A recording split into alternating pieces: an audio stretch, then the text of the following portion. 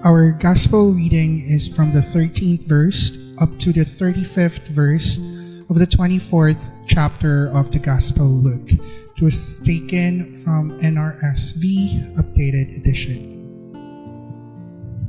Now on the same day, two of them were going to a village called Emmaus, about 7 miles from Jerusalem, and talking with each other about all these things that had happened. While they were talking and discussing, Jesus himself came near and went with them. But their eyes were kept from recognizing him. And he said to them, "What are you discussing with each other while you walk along?"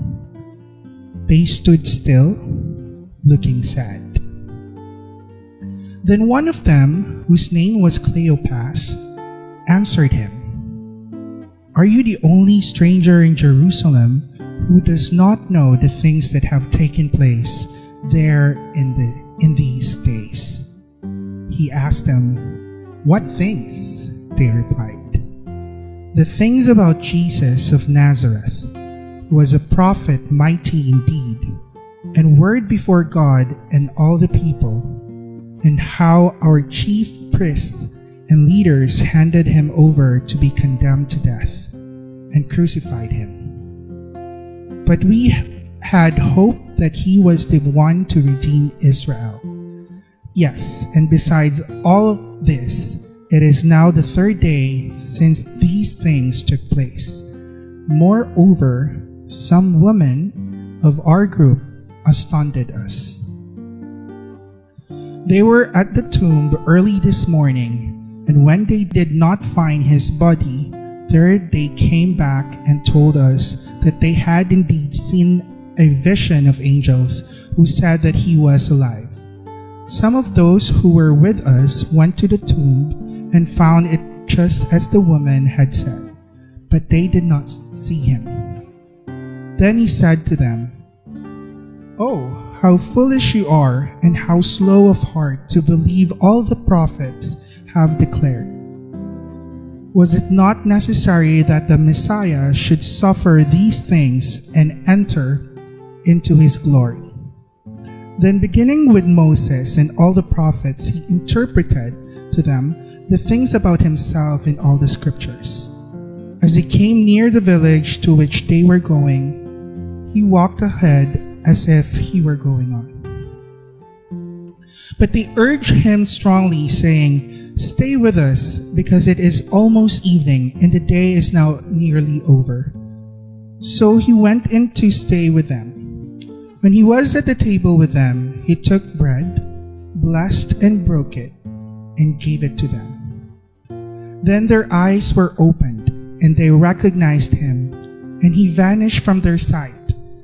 They said to each other, "Were not our hearts burning within us while he was talking to us on the road, while he was opening the scriptures to us?"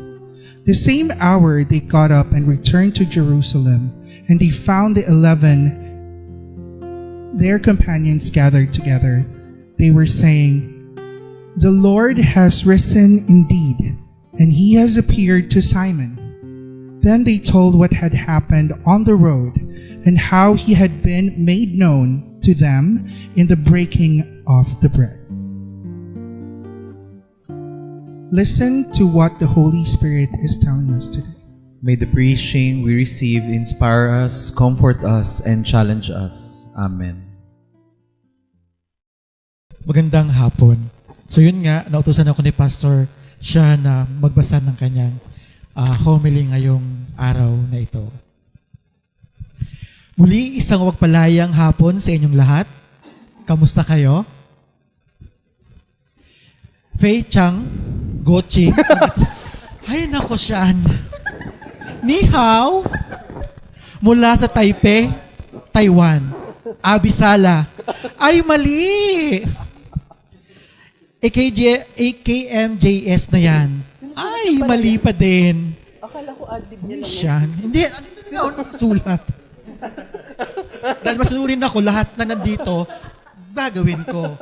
Buta lang sa dito, tumambling ka. Tayo ngayon nasa ikatlong bahagi ng ating serye.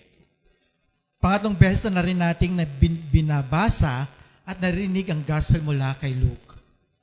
Ang kwento ng paglalakbay patungong Emmaus.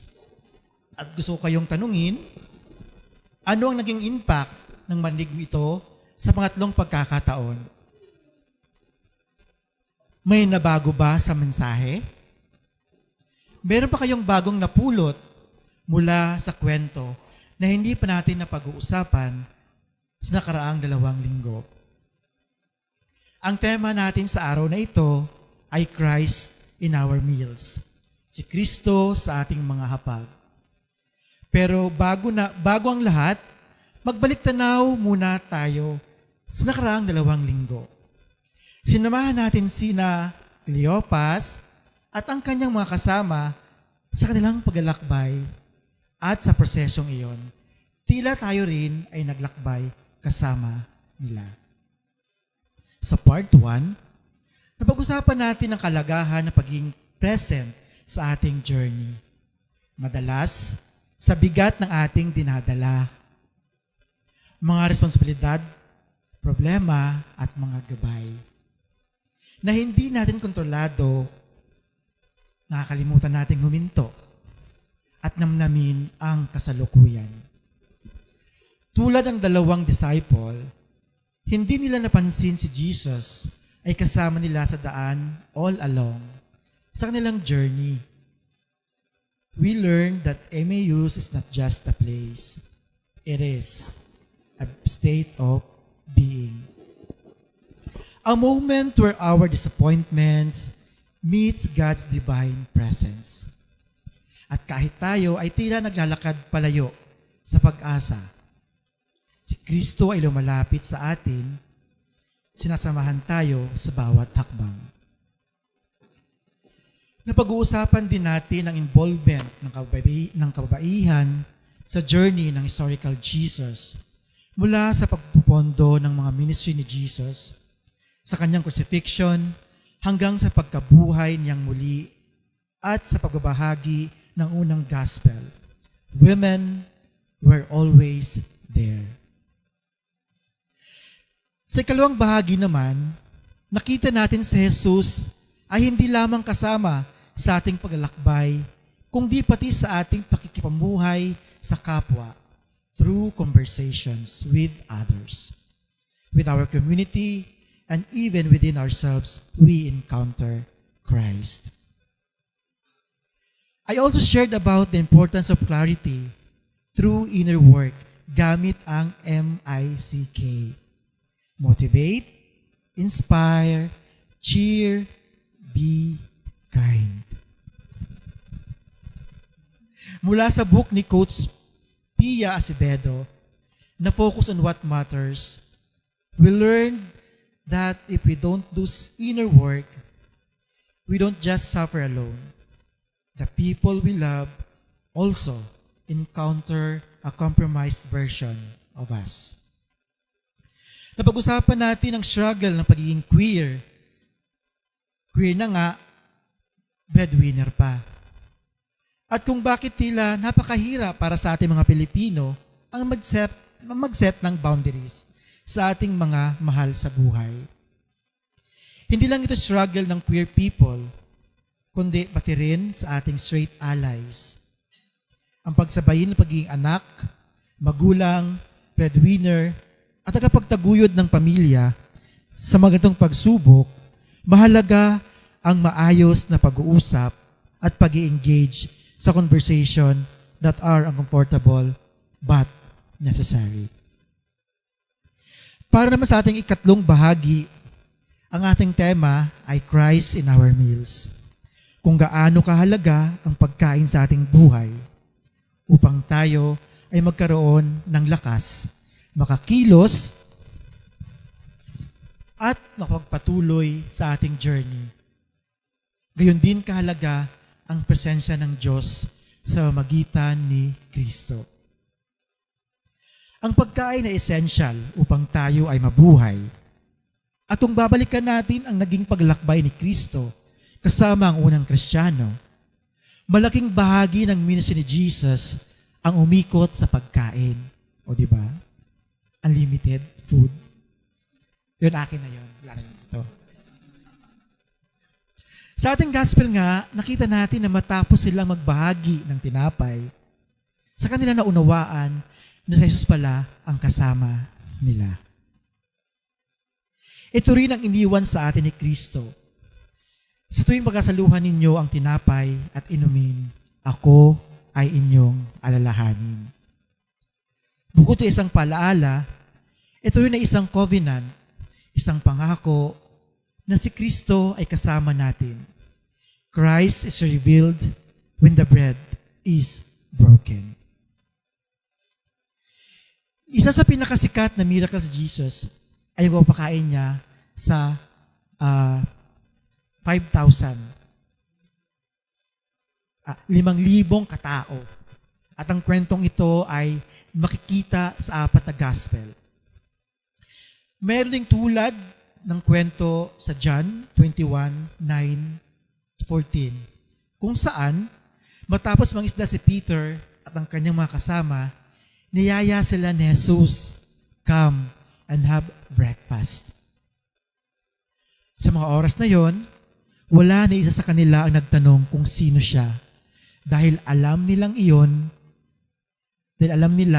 iyon ay si Kristo. Inabutan niya sila ng tinapay at isda. Ito ang ikatlong pagkakataon na nagpakita si Jesus sa mga disciples matapos siyang mabuhay muli. Meron din sa Luke 5:29-32 kung saan si Jesus ay kumakain sa bahay ni Levi kasama ang ibang tax collectors. Dito, tinanong siya ng mga Pharisees at scribes, "Why do you eat with tax collectors and sinners?" Isang account kung saan pinili ni Kristo na makisalo at makisalamuha sa mga taong itinuturing na unclean at immoral noong panahon na iyon. Let us also remember the best meal, chika, na matatagpuan din sa Luke 14:15-21, kung saan si Jesus ay inibitahan sa isang banquet during Sabbath. Before this, he healed a man with edema. He also challenged ang mga religious leaders. Then someone said, "Blessed is anyone who will eat bread in the kingdom of God." Then nag-respond si Jesus with the parable of the great dinner. A man prepares a great banquet and invites many guests. At nang ready na ang lahat, inutusan niya ang kanyang servant para papuntahin na ang mga ito. Ngunit wala ni isa sa kanila ang dumalo. At ang excuse, sila ay busy bumili ng lupa, ng oxen, at yung isa naman just got married. Di umano. So naggalit ngayon yung host and told the servant to invite the poor, the crippled, the lame, and the blind, instead of the wealthy friends who can repay them. Then the parable ends with a warning. None of those who are invited will taste my dinner. Sa Jewish culture, very symbolic ang mga banquets at ang isang serious social commitment, kaya deeply insulting yon pag after mo mag-accept, biglang hindi ka pupunta. Ang parable na ito ay ginamit ni Jesus to speak about God's invitation, the kingdom, tungkol sa radical na hospitality at inclusion. Malaking bahagi rin ang pagkain sa ating buhay. I mean, hello, not to state that obvious. Isa sa aking love languages ay ang pagluto at maghain ng masarap na pagkain para sa aking mga mahal sa buhay. I also hold it as my personal advocacies, ang magbahagi ng pagkain sa mga homeless whenever I am able. Para sa akin, ito ang pinakamadaling paraan upang iparamdam ang presence ni Kristo sa kanilang buhay dahil ito rin ang mas kailangan nila sa mga sandaling iyon.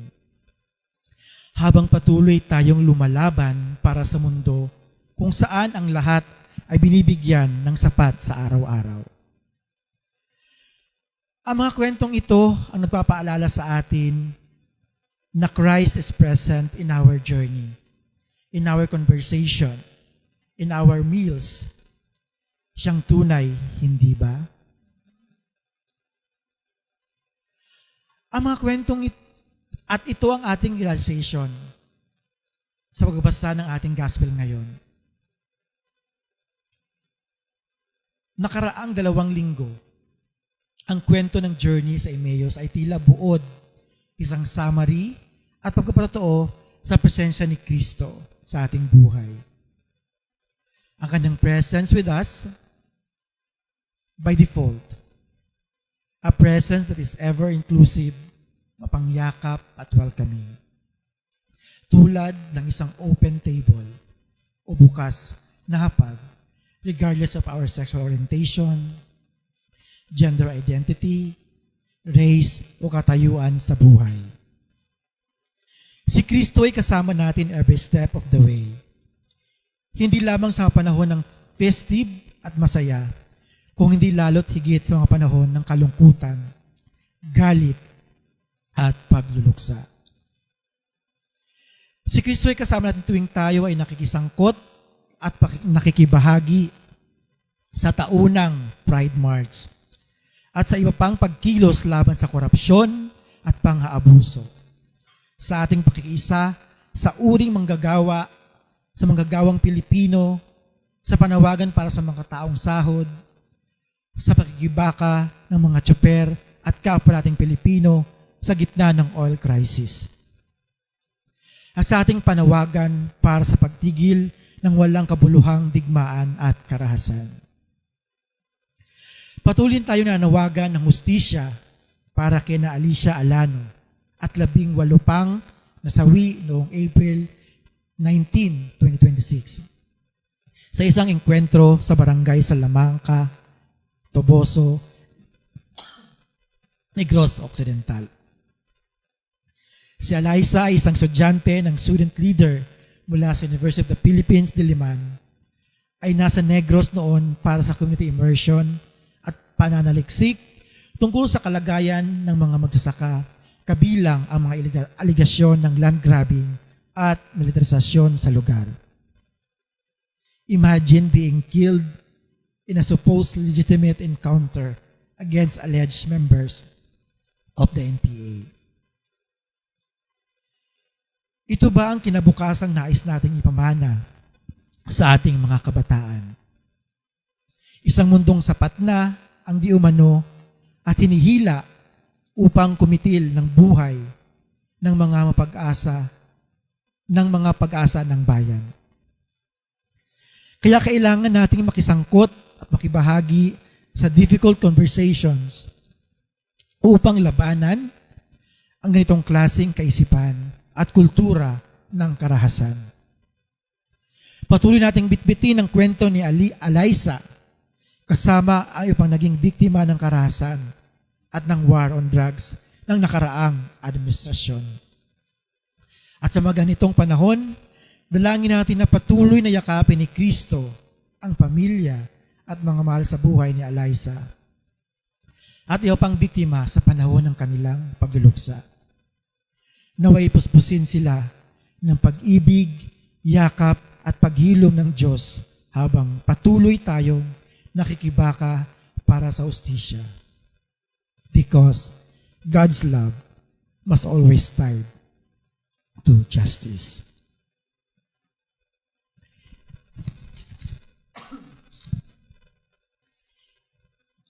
I end this preaching series na may bit-bit sa mga bagong kwento.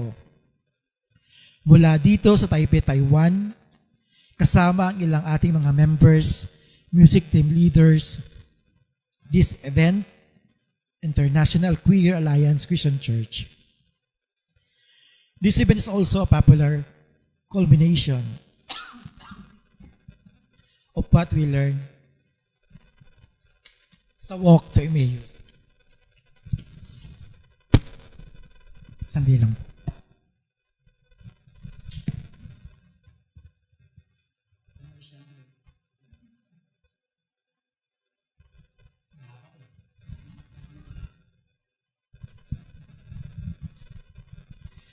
Narinig natin ang journey ng ating Asian neighbors and their stories of struggles of being queer Christians.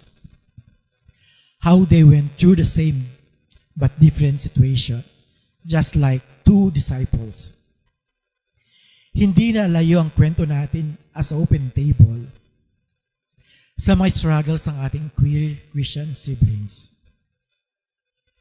Ang struggles nila sa mainland China, Korea, maging dito sa Taiwan, Japan, Hong Kong, at iba pa. Kung saan, Christians are considered a minority. The Philippines may have the highest percentage of Christians, but we are also a minority. Ngunit ganun pa man, we are wider. We are here to tell our stories, to share a meal with each other, and be a holy conversation with a wider community. Second time.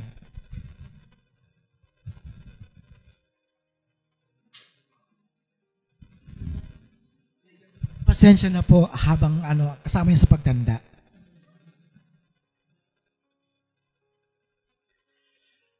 With wider community, to be in communion with each other, to be each other's hope, knowing that even a small light, a great darkness, is still light. I got this quote directly from Pastor Rina from Japan, kung saan she was asked just to remain silent and not embrace being queer and Christian. Sa kwento ng Affirming Church sa Singapore, they could not hold a pride protest. And I will always remember the story of Reverend Bora from Korea. Isang straight ally na literal na inali ang kanyang buhay to fight along with her queer siblings in Korea, even facing persecution from conservative churches and government. I am truly blessed and honored to have met her here during Amplify 2018 and was saddened to hear about her passing a few years ago. Ngunit ang kanyang kwento ay ang kanyang buhay ay di naiuwi lang sa wala. Ito ngayon ang pinahawakan nila upang magpatuloy. Let us always remember that our Christian faith is much about remembering us remaining hopeful. At nawa ay patuloy nating alalahanin ang ating queer saints, si Father Richard Mickley at ang kanyang passion, si Pastor Egay at ang kanyang gentleness at compassion, si Ninong Mike who is ever so welcoming, at si Naxi Choi sa kanyang tapang at advokasya laban sa stigma and awareness about HIV and AIDS. I also remember Himalaya and my promise to always guide your younger generations of queer Christians. Mga kapatid, sa pagtatapos ng ating series, ito marahil ang pinakamahalagang paalaala ng Emmaus story. Na kailanman na hindi mawawala si Kristo sa ating buhay. Naroon siya sa ating paglalakbay, pagtayo, ay pagod na. Sa ating pag-uusap, when we comfort each other, kapag tayo ay sugatan, nalilito o naghahanap ng sagot. At naroon siya sa ating mga hapag, sa bawat paghahati ng tinapay, sa bawat salo-salo at sa bawat pagkakataon na tayo ay nagbabahagian ng buhay, pagmamahal at pakikibaka. Dahil ang tunay na komunyon ay hindi lamang tungkol sa tinapay at alak. Ito rin ay pagkilala niya sa atin, sa uring manggagawa, sa queer community, kabataang lumalaban, sa ating straight allies who journeys with us. At nawa, manatili, nag-aalab ang ating mga puso sapagkat si Kristo ay buhay. Kasama natin sa daan, kasama natin sa hapag, at kasama natin sa paglaban. Amen. So, manalangin tayo. Panginoon, maraming salamat po sa paalala niyo sa amin na kahit kami ay nahihirapan sa mga dalahin namin sa buhay, sa mga nangyari sa aming kapaligiran, sa walang katarungan, ikaw ay nandyan, kasama palagi namin sa aming paglalakbay. Nawa, Panginoon, palagi mo kaming palakasin sa pang-araw-araw namin pakikibaka. Naway, makita ka namin sa maganda, lungkot, pangit na pangyari sa aming buhay. Dahil alam namin, Panginoon, sa simula pa lamang ng aming laban, ikaw ay palagi namin kasama. Huwag kang mapagod, Panginoon. Kahit minsan gusto namin bumitiw, pero nandyan ka palagi, pinapaalam mo sa amin na okay lang. Basta ipagpatuloy mo lang ang iyong buhay at sasamahan ka sa iyong laban. Ito ang hiling namin sa pangalan ni Jesus namin, Panginoon. Amen.